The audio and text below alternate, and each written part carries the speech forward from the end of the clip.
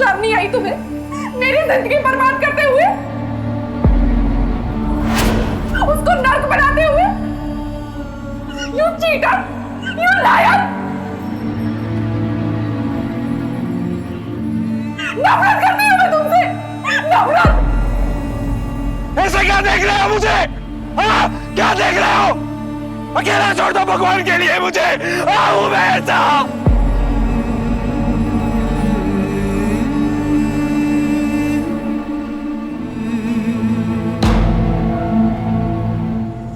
इंसानी फितरत कुछ ऐसी है कि हमें अपनी जिंदगी में क्या हो रहा है उससे ज्यादा उत्सुकता इस बात की होती है कि दूसरों की जिंदगी में क्या हो रहा है। लेकिन इस डॉक्टर की जिंदगी के बारे में लोगों को ऐसा क्या पता चल गया था कि अब हर तरफ सिर्फ उसी की चर्चा थी। और ये ऐसा कौन सा राज था जिसकी वजह से अब ये डॉक्टर इस शर्मिंदगी को बर्दाश्त नहीं कर पा रहा था। वो चीख चीख कर कह रहा था कि उसे अकेला छोड़ दिया जाए।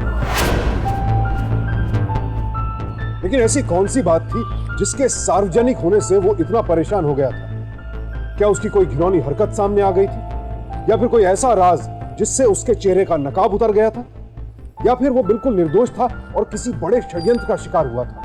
ये जानने के लिए आइए देखते हैं पुणे शहर की ये दिल दहला देने वाली घटना, जहां हमारे सामाजिक पाखंड की किसी को भारी कीमत चुकानी पड़ी।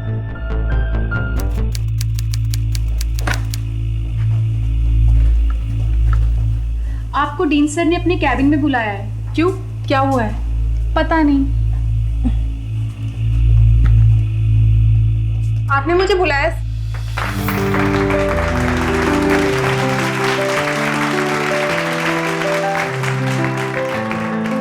हमारे हॉस्पिटल में 1 साल सक्सेसफुली कंप्लीट करने के लिए कांग्रेचुलेशन। Thank you sir. अरे भाई केक लाओ। ये रहा केक। कांग्रेट्स। Thank you. चलो निशा केक काटो। लेकिन डॉक्टर सरिता, वो डॉक्टर अभिमन्यु का है? तो भाई ये बात है, इसीलिए दोनों हर जगह साथ साथ नजर आते हैं। अरे कोई जल्दी बुलाइए डॉक्टर अभी को, वरना यहाँ केक नहीं काटा जाएगा। लो, तुम्हारा अभिमन्यु भी आ गया। कांग्रेचुलेशंस। Thank you.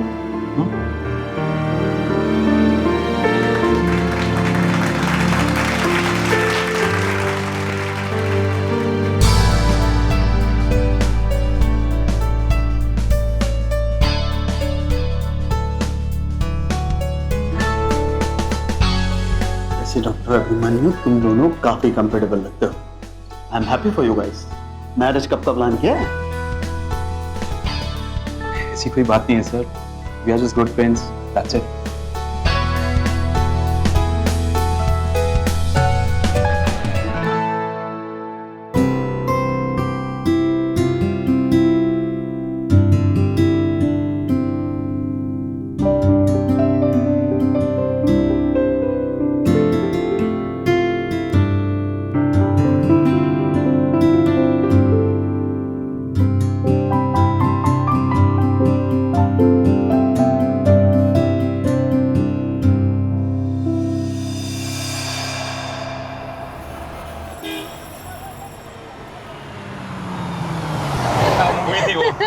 सीरियसली, और वो मूवी का क्लाइमेक्स वो तो और भी फनी था। और वो याद है, वो आधी मूंछ वाला विलन उसकी आधी मूंछ कैसे ब्लास्ट में उड़ जाती है, और वो आखिरी में वो जो डायलॉग बोल रहा है, अब मैं अपनी मूंछ के एक एक बाल का बदला लूंगा। ओह हिलेरियस लाइक।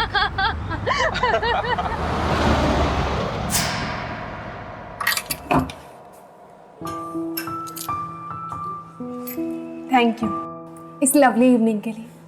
तुम्हारा साथ, मूवी, मस्ती। My pleasure.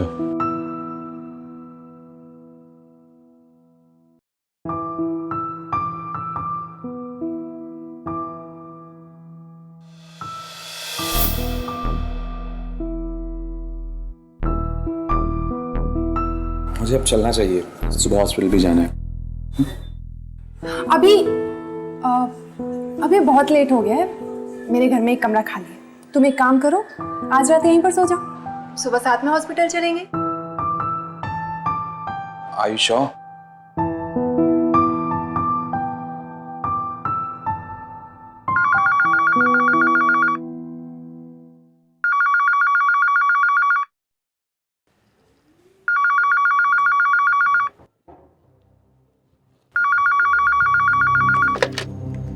हेलो हेलो, आप कौन? और मेरी बेटी निशा कहाँ है? सॉरी आंटी, मैं डॉक्टर अभिमन्यु। निशा और मैं एक ही हॉस्पिटल में काम करते हैं। वो मैं एक्चुअली जरूरी काम से आया था, बुक्स लेनी थी निशा से।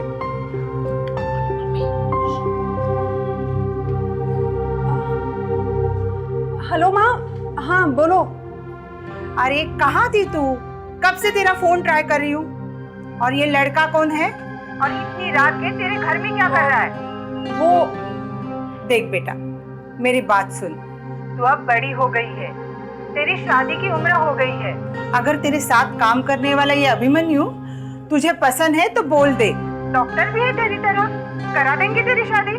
लेकिन शादी से पहले रात गए मिलना जुलना हमारी कल्चर में नहीं है, समझी? माँ ऐसा कुछ भी नहीं है, अभिमन्यु सिर्फ मेरा अच्छा दोस्त है। तुम ना बस तुम्हें मौका मिला नहीं कि शुरू हो जाते। अब मैंने ऐसा क्या कह दिया? अच्छा कुछ नहीं कहा। अच्छा सुनो ना माँ, बाद में बात करें, मुझे ना बहुत नींद आई है। Bye, good night. क्या हुआ? All okay? ये मम्मी भी ना। चलो good night. Good night.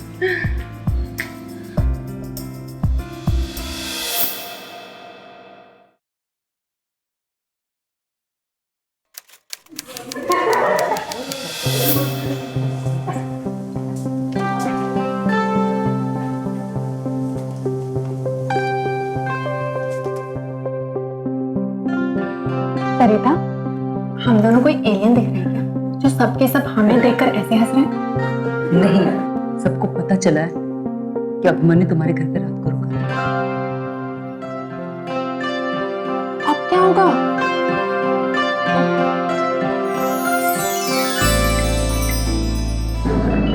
Hello hello hello, मुझे एक अनाउंसमेंट करनी है और आई होप कि उस अनाउंसमेंट के बाद आप सब लोगों की ये गॉसिप बंद हो जाएगी।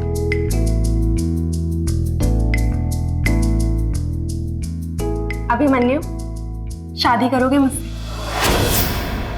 क्या? बोलो ना, will you marry me?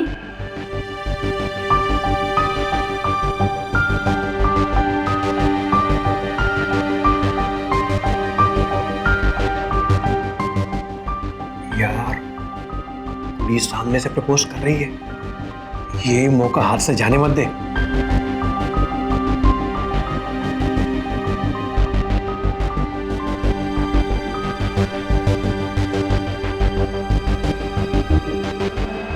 Of course.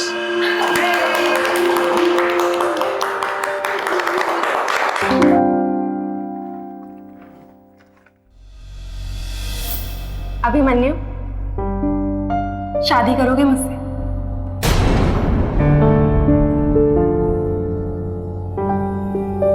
मैंने हाँ तो बोल दिया है, पर क्या हाँ बोलकर मैंने कोई गलती तो नहीं की, या फिर जल्दबाजी में मैंने कोई गलत फैसला ले लिया है? क्या करूं?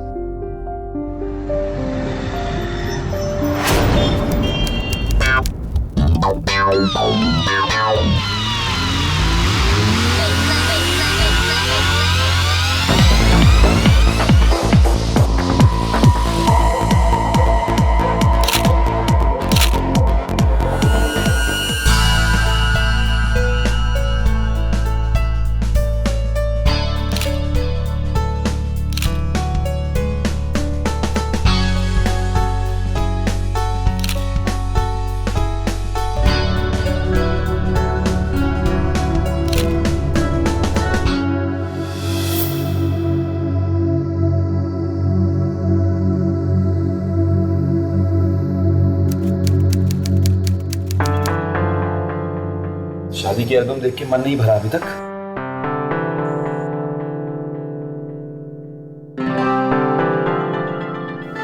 अभिमन्यु, आज हमारी शादी को 100 दिन हो गए हैं।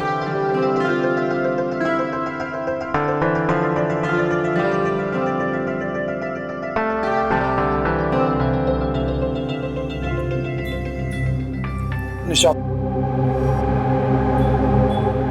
मेरे सर में बहुत दर्द हो रहा है और सुबह हॉस्पिटल भी जल्दी जाना है, तो सो जाते हैं प्लीज।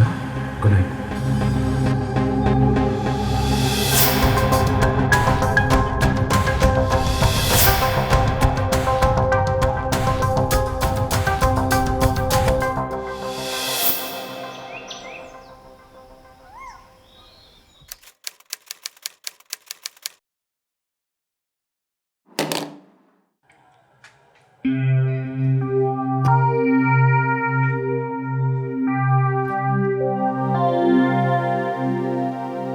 अभी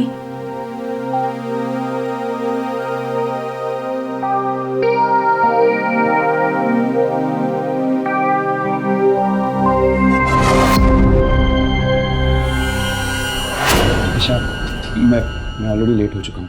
बाय।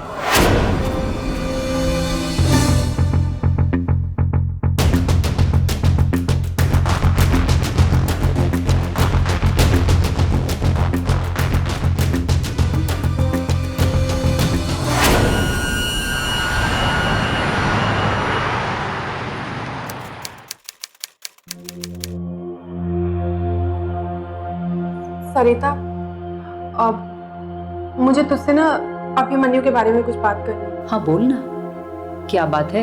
रात को सोने नहीं देता क्या?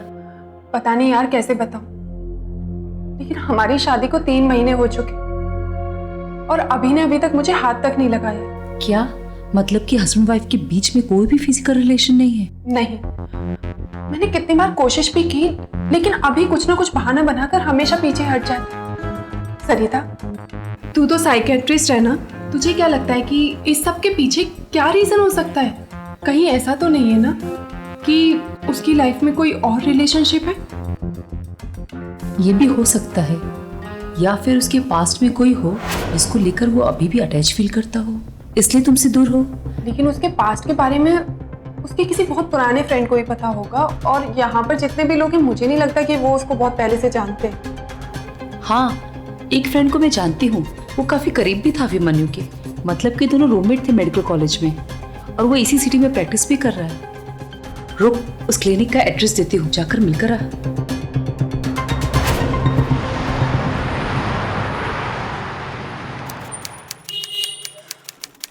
आई एम सॉरी, आपको वेट करना पड़ा। बताइए क्या काम है? डॉक्टर, मैं निशा केलकर हूँ, डॉक्टर अभिमन्यु की वाइफ। मुझे आपसे कुछ जरूरी बात करनी है। अभिमन्यु सैफ? मुझे तो लगा था कि वो कभी शादी नहीं करेगा। आपको ऐसा क्यों लगा था कि वो कभी शादी नहीं करेगा? आई एम सॉरी, मुझे ऐसा नहीं कहना चाहिए था, पर अभिमन्यु और मैं मेडिकल कॉलेज में रूममेट्स थे। उस वक्त उसकी जिंदगी में कोई था, लेकिन उसका ब्रेकअप हो गया था। मुझे सिर्फ इतना पता है कि उसका नाम किरण है। वो कहाँ रहती है? आप प्लीज मुझे उसका एड्रेस दे देंगे? देखिए, मेरा उससे मिलना बहुत जरूरी है। आपको आइडिया भी नहीं है कि हमारी मैरिड लाइफ में कितनी प्रॉब्लम चल रही है। अभिमन्यु ने 1-2 बार उसके घर का जिक्र तो किया था। आपको किरण का पता मेडिकल कॉलेज से मिल सकता है।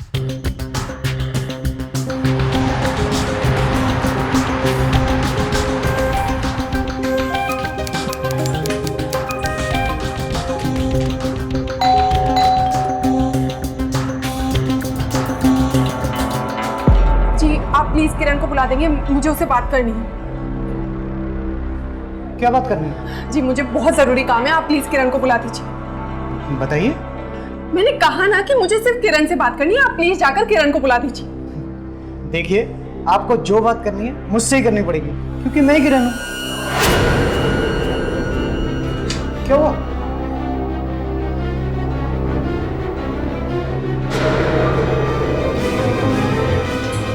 सुनो,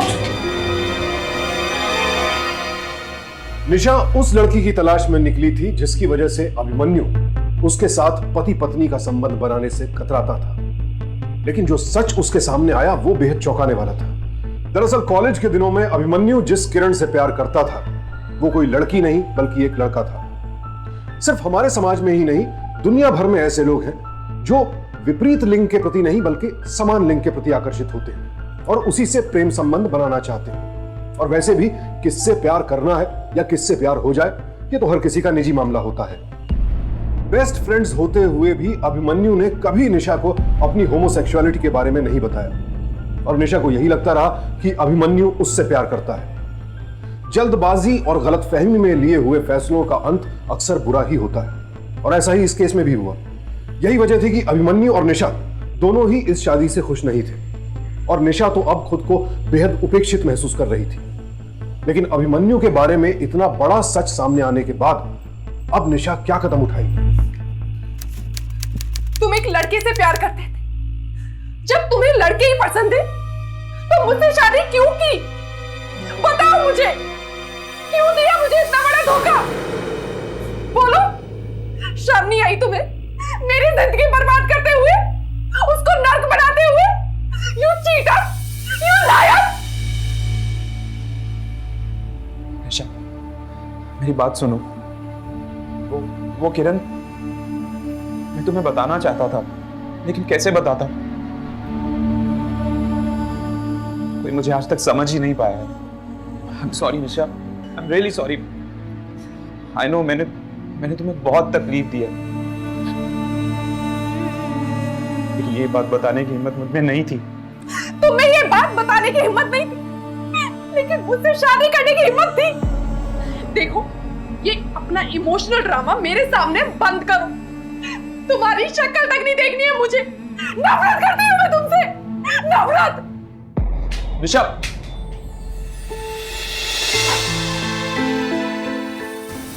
निशा, एज अ फ्रेंड मैं यही विश करूंगी कि अभिमन्यु तुम्हें एक पति की तरह प्यार करने लगे और तुम्हारी शादीशुदा लाइफ में सब ठीक हो जाए। लेकिन तुम्हें अभिमन्यु के इमोशंस को समझना होगा, उसे समझना होगा, उसके नज़रिए से देखना होगा। तुम समझने की कोशिश करो।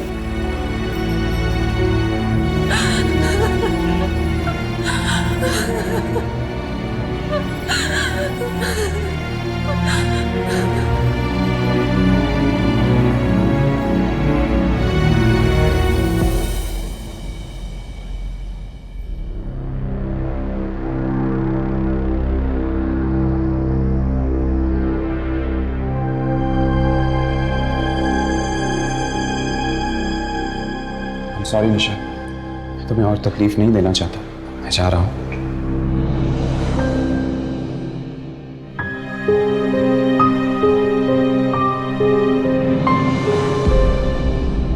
जब तुम्हें अपने बारे में सब कुछ पता ही था तो मुझसे शादी क्यों की तुमने? जब शादी की उम्र हुई तो फ्रेंड्स और फैमिली सब एक ही बात पूछने लगे कि शादी कब करोगे, शादी कब करोगे। यहां तक कि मां ने मरने से पहले एक ही बात कही, शादी कब करोगे।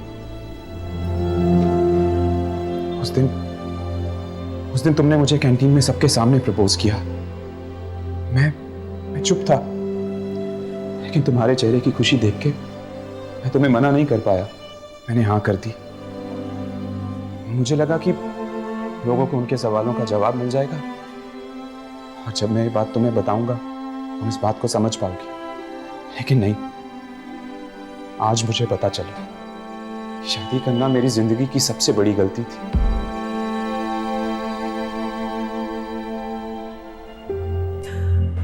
अभी मैं तुम्हें समझ तो पा रही, लेकिन तुम भी तो मेरे इमोशंस के बारे में सोचते हैं। ऐसे फेक शादी करके तुमने सोसाइटी वालों का तो मुंह बंद कर दिया, लेकिन मेरा क्या, मेरे हिस्से की खुशी का क्या?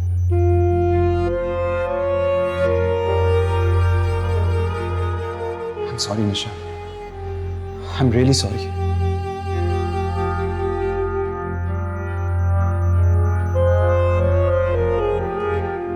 गलती तुम्हारी भी नहीं है अभी। शादी से पहले मुझे तुम्हारे इमोशंस को समझ लेना चाहिए था।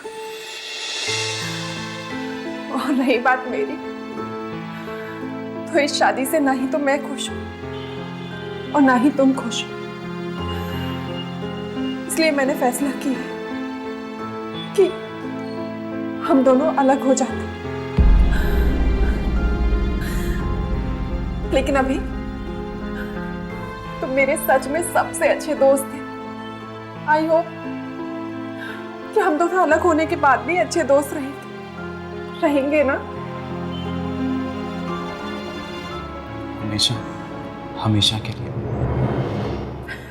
अच्छा, अब तुम एक काम करो, आज यहीं रुक जाओ, कल सुबह आराम से चले जाना।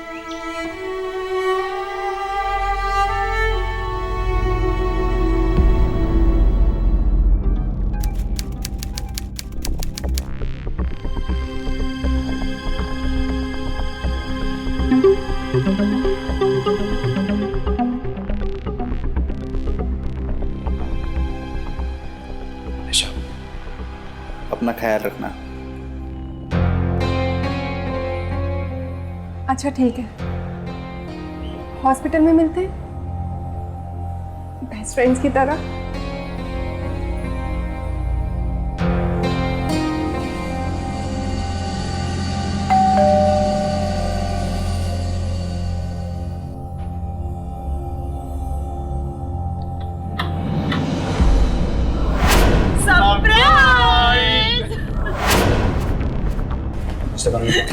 नमस्ते बेटा। मैंने कहा था ना, निशा बेटा को ये सरप्राइज बहुत अच्छा लगेगा। अरे आज से हमारे घर का रिन्यूएशन शुरू हो रहा है। आप लोगों ने बहुत अच्छा किया जो यहाँ पर आ गए। बेटा ये हमारा सामान है, कहीं जा रहे हो? वो पापा, मैं वो बस नहीं पापा, वो सेमिनार गए थे ना, तो तब से ये सामान यहीं पर पड़ा है। मम्मी पापा, आप लोग यहाँ पर क्यों खड़े हैं? चलिए अंदर चलिए, मैं आप लोगों के लिए नाश्ता लगाती हूँ। चलकर फ्रेश हो लीजिए। चलिए।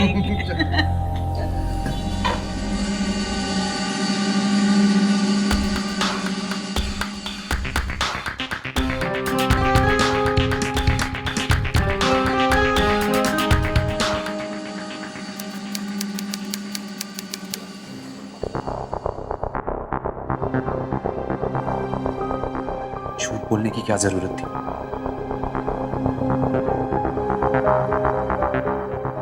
अभी मैं झूठ नहीं बोलती तो और क्या करती? मेरे पेरेंट्स बहुत कंजर्वेटिव हैं। I mean, मैं उन्हें सब कुछ सच सच बता दूंगी, लेकिन सही वक्त देखकर। तब तक क्या प्लान है? तब तक हम एक हैप्पीली मैरिड कपल होने का नाटक करेंगे। हेलो लवर्स, हॉस्पिटल में भी रोमांटिक बातें करने का टाइम निकाल ही लेते हो। Good, keep it up. नहीं सर, वो मैं बस एक इम्पोर्टेंट बात कर रहा था और कुछ नहीं। अरे हाँ, इम्पोर्टेंट बात से याद आया, मैं एक बहुत ही इम्पोर्टेंट रिसर्च प्रोजेक्ट पे काम कर रहा हूँ और मुझे लगता है कि तुम उसमें मेरी काफी हेल्प कर सकती हो। एसोसिएट रिसर्च मेंबर की पोस्ट खाली है, ज्वाइन कर लो।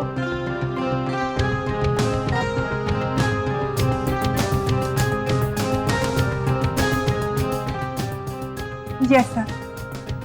गुड।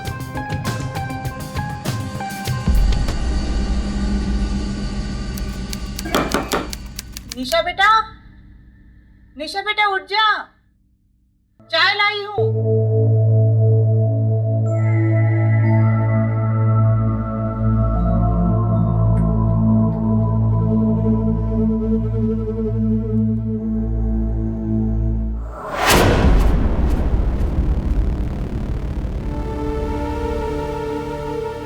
ये दोनों अलग सो रहे हैं।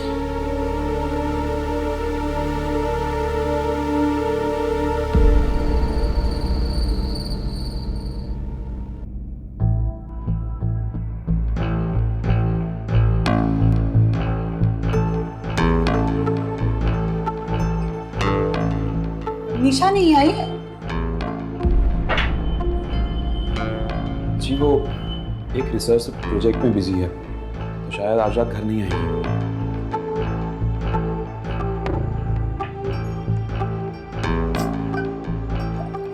इसकी बैटरी का आज ही डाउन हो रहा था।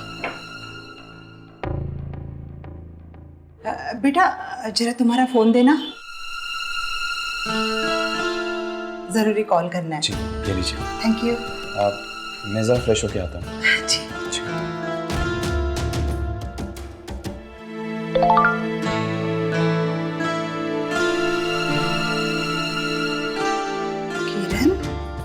तुम्हारी वाइफ मेरे घर आई थी। मुझे लगता है कि उसको पता चल चुका है कि हमारे बीच क्या रिश्ता है। योर लव, किरण।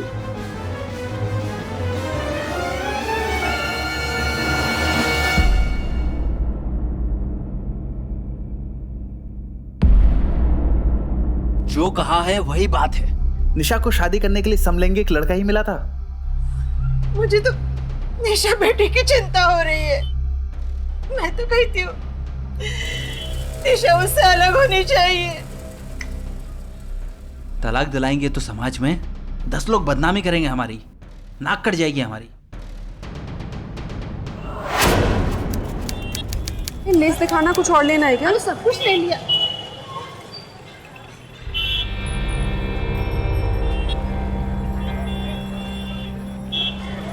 निशा बेटा, देख तो कितना प्यारा बच्चा है। अच्छा लगता है ना? हाँ, प्यारा बच्चा है। हमें कब नाना नानी बना रही हो? देख बेटा, बच्चे के घर में आने से ना बच्चे के माँ बाप के जो रिश्ते होते हैं वो और मजबूत हो जाते हैं। घर में तनाव नहीं होता। अब मैं तो कहूँगा कि इस मामले में देरी नहीं करनी चाहिए।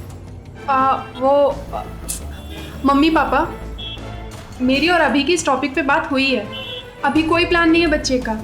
अच्छा, अब चलते हैं, और भी तो सामान लेना है ना।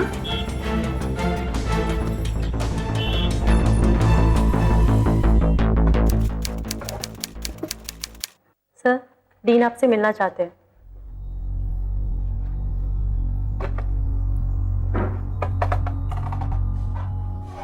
मैं कम इन सर? कम इन।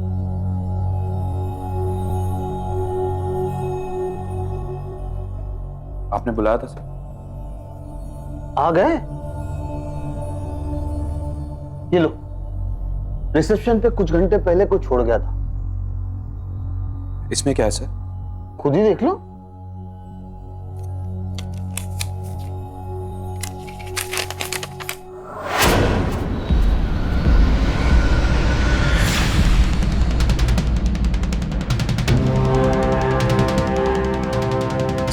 सर ये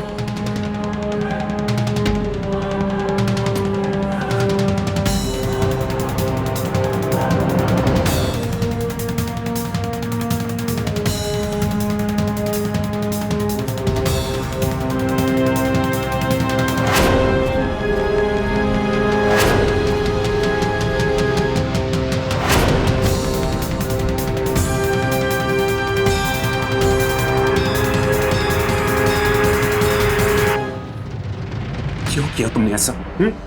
क्यों किया? हाँ, अभी लेकिन मैंने क्या किया? इस बात का सिर्फ तुम्हें पता था और तुमने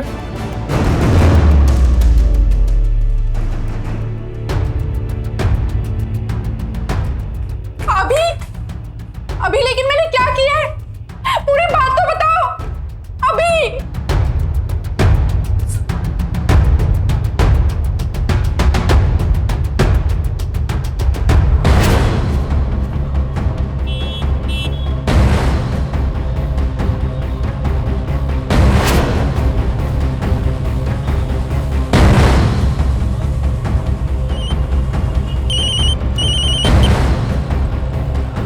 फोन किया है मुझे?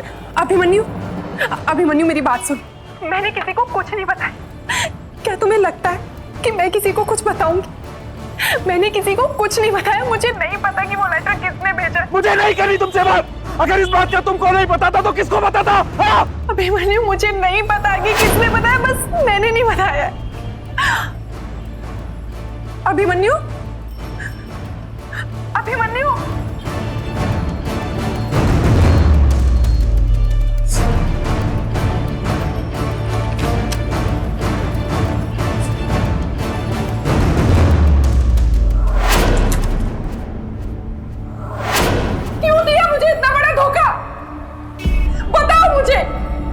शर्म नहीं आई तुम्हें मेरी जिंदगी बर्बाद करते हुए,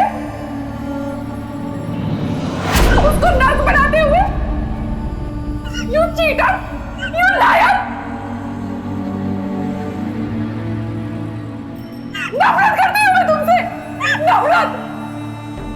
ऐसे क्या देख रहे हो मुझे?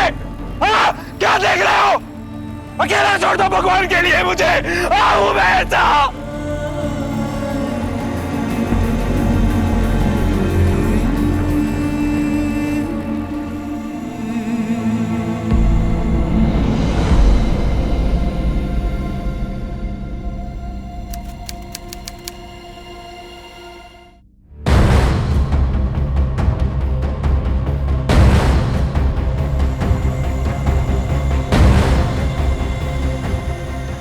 Doctor Abhimanyu, it's time to the stand. Stand लगाने में देरी की तो पेशेंट क्रिटिकल हो जाएगा। Please hurry up doctor. Doctor Abhimanyu, किस बात की वेट कर रहे हो? Please hurry up. Sir, pulse stop हो रही है। ओह नो, बीपी से ज्यादा डाउन नहीं होना चाहिए। स्टैंड हमें लगाना ही होगा। फोर्स अप लिया, क्विक। सर,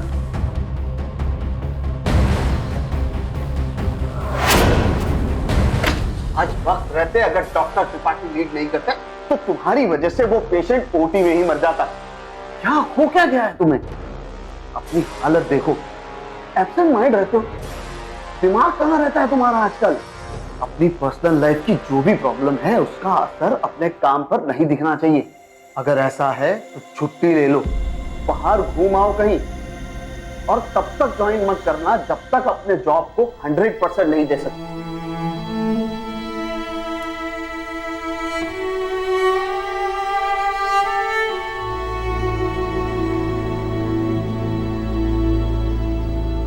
अभी डीन ने क्या कहा? अभी कुछ तो बोलो, बात करो मुझसे। अभी अभी सुन रहे हो? अभी क्या हुआ?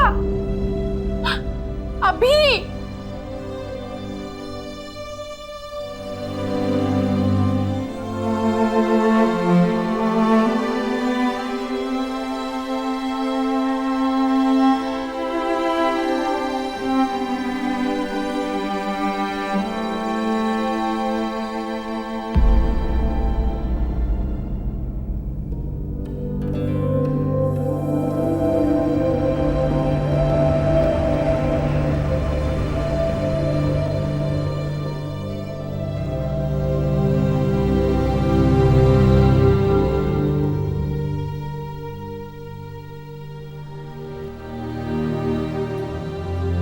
अभी तुम्हारी तबीयत तो ठीक है ना? अभी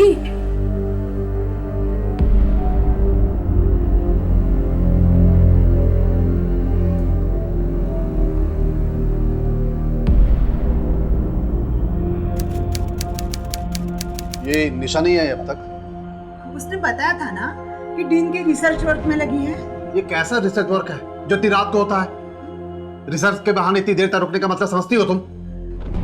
आपका मतलब निशा और उसका डीन दोनों? निशा को क्यों दोष दे रही हो? आप इतना यकीन के साथ कैसे कह सकते हैं? मुझे लगता है डीन को उसके पति के बारे में सब पता चल गया है, इसीलिए वो निशा से उसका फायदा उठा रहा है।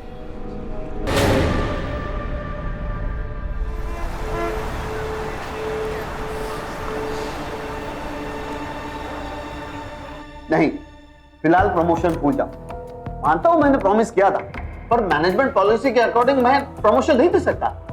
अच्छा, और आपकी ये मैनेजमेंट पॉलिसी तब कहाँ गई थी जब आपने मुझे रिसर्च वर्क के लिए असिस्ट करने के लिए बोला? सर, मैंने रात रात भर यहाँ पर रहकर काम किया, और अब जब मैंने अपनी फाइल तक सबमिट कर दी तो आप कह रहे हैं कि मेरा प्रमोशन नहीं हो सकता है?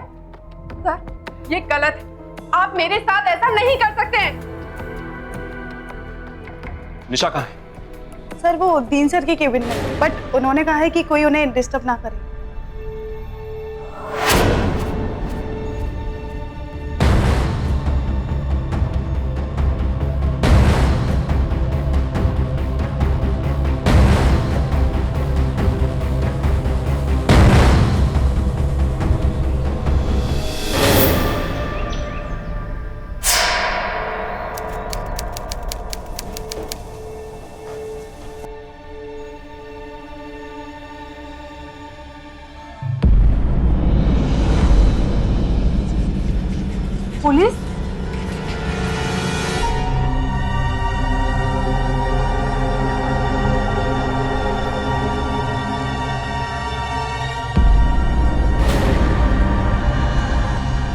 डीन के साथ कौन था?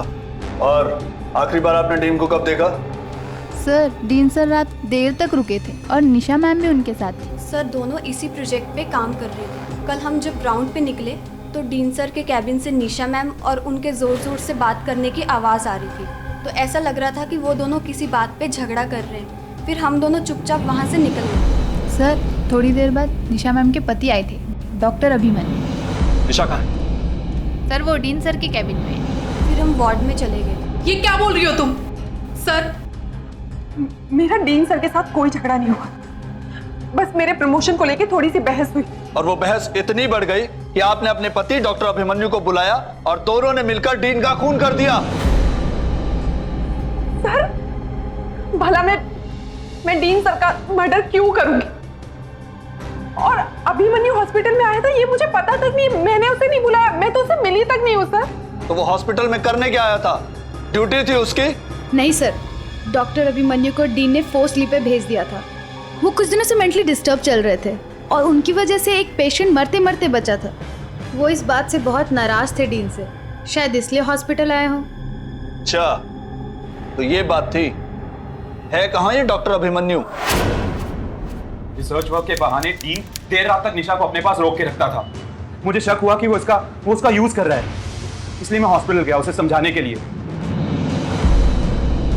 लेकिन जैसे ही मैं वहां पहुंचा तो देखा कि कैबिन अंदर से लॉक था और मैं वहां से वापस घर आ गया। इंस्पेक्टर, तुम्हें लगा कि डीन तुम्हारी वाइफ के साथ अंदर है और तुम वापस आ गए। बेवकूफ समझते हो हमें? तुम्हें शक था इसलिए तुमने डीन को मार ही डाला। नहीं इंस्पेक्टर, ये तू ऐसे सच नहीं बोलेगा ना? लेके चलो इसे थाने। इंस्पेक्टर साहब प्लीज मेरी बात पे यकीन कीजिए, मैंने खून नहीं किया है। निशा, इन सबको लग रहा है मैंने गुस्से में आके डीन का खून कर दिया। मैं खूनी नहीं हूं। तू ही खूनी है। ये आदमी समलैंगिक है, फिर भी इसने मेरी बेटी से शादी की, धोखे में रखा उसे, नरक बना कर रख दिया मेरी बेटी की जिंदगी को। मैंने खून नहीं किया है निशा, मेरी बात का यकीन करो, मैं खूनी नहीं हूं। प्लीज मेरी बात का यकीन करो, मैं खूनी नहीं हूं। प्लीज मुझे बचा लो निशा, प्लीज मुझे बचा लो, प्लीज।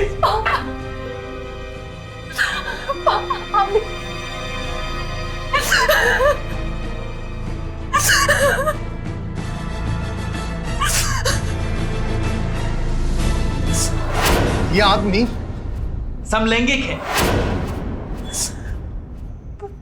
पापा आपको अभी के बारे में कब पता चला?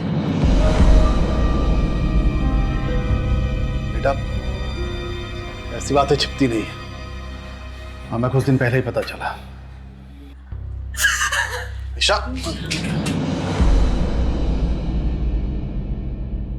निशा नॉट फेयर यार, मैंने बहुत से वर्कोहॉलिक देखे पर अपने बर्थडे के दिन काम कर रही हो। तुम करना क्या चाहती हो यार?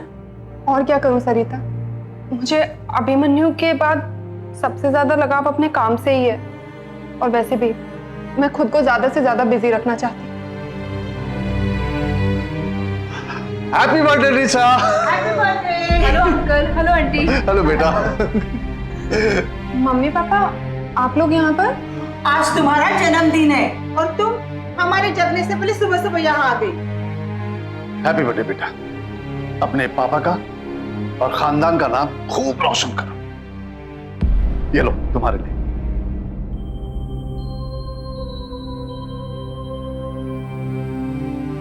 अरे वाह, ये तो स्पा की तरफ से गिफ्ट वाउचर है। मैं भी तेरे साथ घूमने चलूंगी।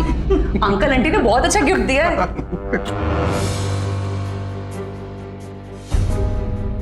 निशा, निशा बेटा कहाँ जा रही हो? हाँ आगे बढ़ो और आगे करो, कंटिन्यू। मैडम आप 1 घंटे से फुटेज निकाले, क्या देखना चाहती हैं? 1 मिनट, ये वापस से लगाना। देखिए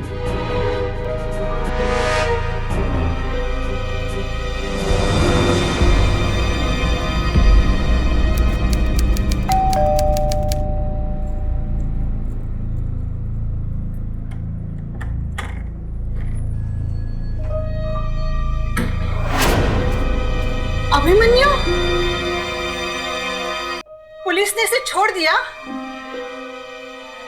जी हाँ।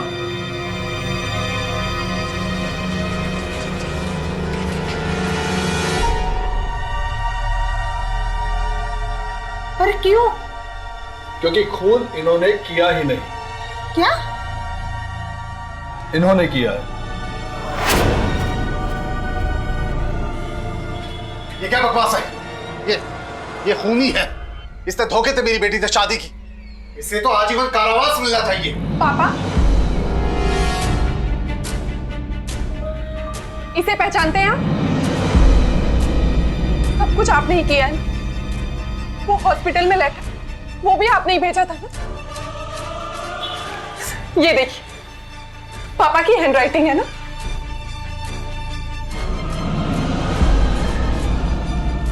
आपने जानबूझकर अभिमन्यु के मन में मेरे और डीन को लेकर शक पैदा किया, क्योंकि आपको पता था कि ऐसा सुनते ही अभिमन्यु सीधे हॉस्पिटल जाए। और उसी रात आपने हॉस्पिटल में जाकर डीन सर का मर्डर कर, ताकि सारा इल्जाम अभिमन्यु के ऊपर आ और उसे जेल हो जाए, है ना पापा? बेटा, ये सब मैंने तेरे भले के लिए किया। मेरे भले के लिए?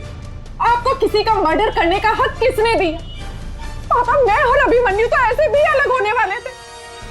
मुझसे एक बार पूछ तो लिया होता। ले चलो इसे।